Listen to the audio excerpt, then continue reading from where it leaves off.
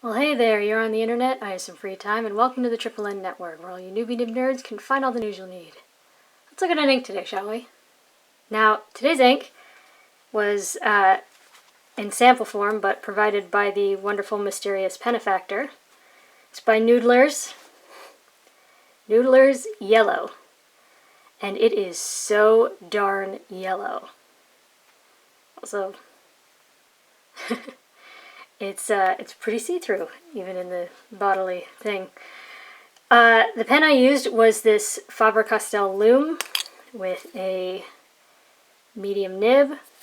And the reason why I chose this pen, and just this pen, was because, honestly, I had played around with this ink a bit before, and I knew that it would be too light, so I wanted to use a medium, because it would be big enough to show up on camera, the writing, but still sort of give it a fair chance. So, yeah.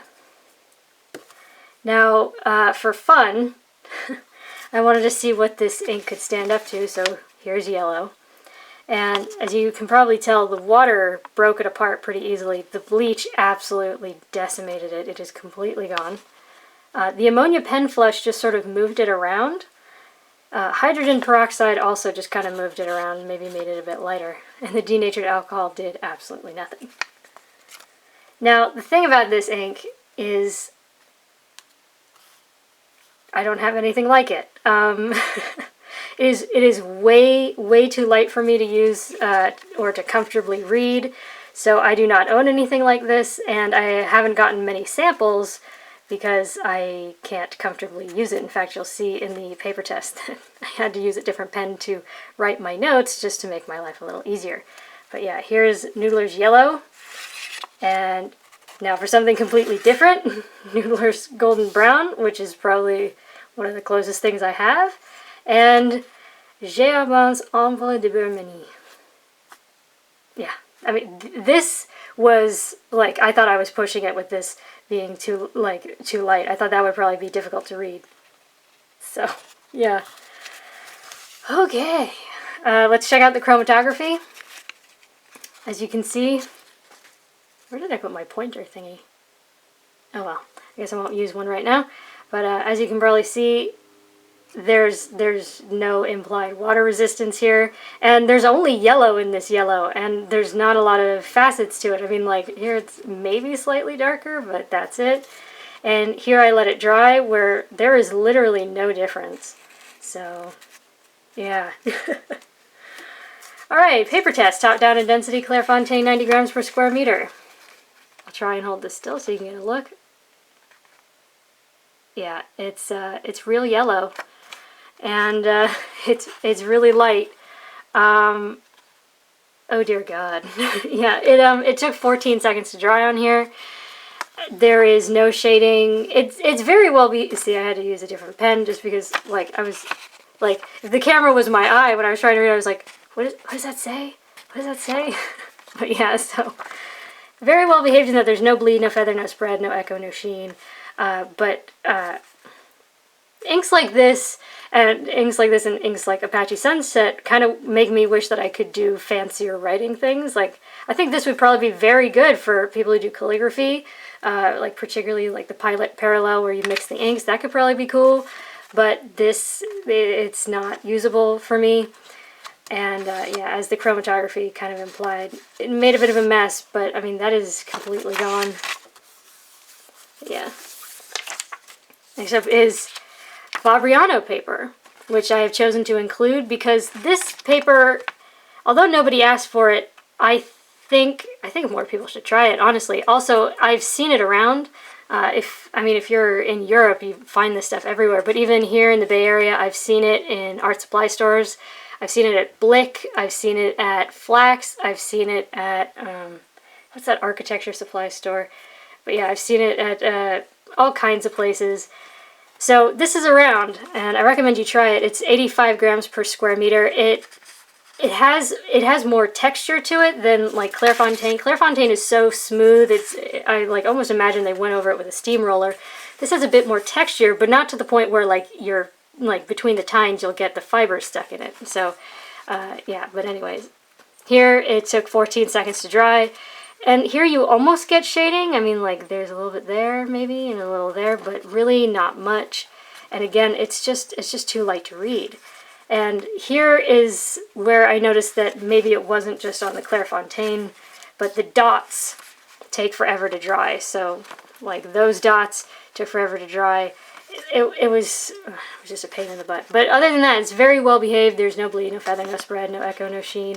Made a mess. In fact, the camera's picking that up just a little bit better than my naked eye can. But yeah, the black ink kind of left a bit of an echo. But okay, next up is Rhodia, 80 grams per square meter. I mean, look at how light this is. You can see all the dots.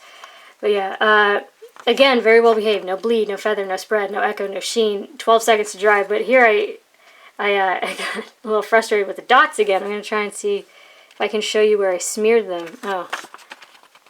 Yeah, there they got smeared. And, I mean, up there they got smeared. It was frustrating. But yeah, again, no water resistance. That black ink has more of an echo. Now, next up is Tomoe River paper, which is a cream paper, which, you know, kind of has some yellowishness in it. But, so I feel like on here, like, because it's already got a bit of a yellow in the background, it almost, like, fades even more. But, yeah, Tomoe River is known for drying out dry times, and here it did. It took 20 seconds to dry. Granted, this is a European medium, but still. Here you don't really get any shading. I mean, maybe you get a little right there, but that's about it. And yeah, after 3 minutes, the dots still smeared. See, next to Loom. Yeah, they just smeared, and it was kind of driving me crazy, hence the angry face. But yeah, I mean, no bleed, no feather, no spread, no echo, no sheen. Awful water test. That is utterly gone. Once again, the camera's trying to pick it up more than the naked eye can. And I think I said that there's potential for a little bit of echo in the scrubby, but that was me laying it on really thick. I was trying to get some shading. I was trying to get something to happen. Now, next up is 20-pound copier paper, and this is where the ink kind of started to impress me a little bit. Yeah, I mean, God, look at how bright this ink is. It's been so bright, which is partly, I mean, it's almost eye pain inducing, but yeah, it's very bright, and although there's some spread, I mean, the line width did increase. I'm going to try and bring this in, and I hope this will show up on camera. There's no feathering.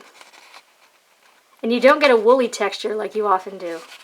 There is no feathering. None. And this is literally the world's worst copier paper. I mean, this is, I think this is Noodler's Black Eel, and in like a very standard Hero 616, and there we're getting feathering. So, granted, I think it aged in there a bit. But anyways, it took 2.5 seconds to dry. Now, this is a more absorbent paper, so it tends to sort of suck the ink in and make it harder to wash out. The thing is, it did wash some of it out, and it's already so light. I mean, once again, the camera is trying to darken that up a bit. So, here it just looks like a big yellow mess. But you do get some, like, you know, like it wants to come through. It hasn't come all the way through the paper, but it's getting close. Now, next up is Mead Notebook Paper, where it didn't spread quite as much. So there's, in fact, I'd say there's like almost no spread. It looks pretty much the same as it does under there. So there was no spread, and once again, there was no feathering. And for some reason, this particular type of Mead paper, the kind that I have that still has the holes in it, it's been feathering like crazy lately. I mean, look at this. The black ink is feathering a lot, but this, no feathering. 2.5 seconds to dry. And the only place you even get near bleed is in the scrubby. So that's not bad, but this paper does hate water, so ink plus water equals bad, but it is absorbent, so it did suck some in and make it harder to wash out, but it did sort of explode a bit. That would not be the easiest thing in the world to recover. Now lastly is Moleskin notebook paper, where, yeah, I said that everything it was doing well on the last two inexpensive papers, it lost here.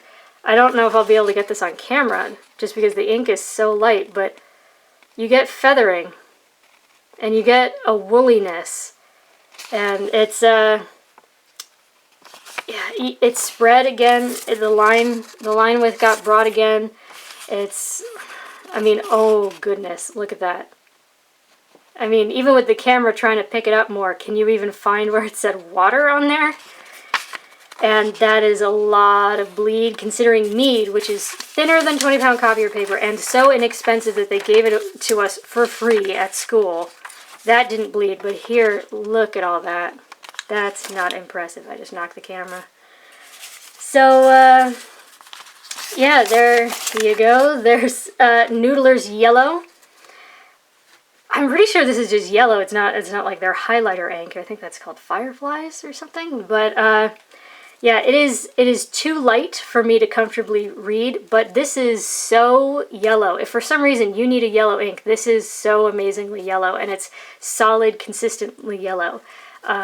Maybe if you do like water washing, or this might even be good for, you know, like I said, the parallel pen's calligraphy, because it is very water soluble, but it's also very light. I mean, this could be fun to play around with that, but yeah, I can barely write in a way where other people find it legible, so calligraphy's not gonna happen for me. But yeah, if you have any experience with this ink, please leave a comment down below. I'd love to hear about it. But yeah, for your consideration from the Triple N Network, if you like the video, please give it a thumbs up. If you'd like to see more, please subscribe to the channel. And thanks for watching. Bye.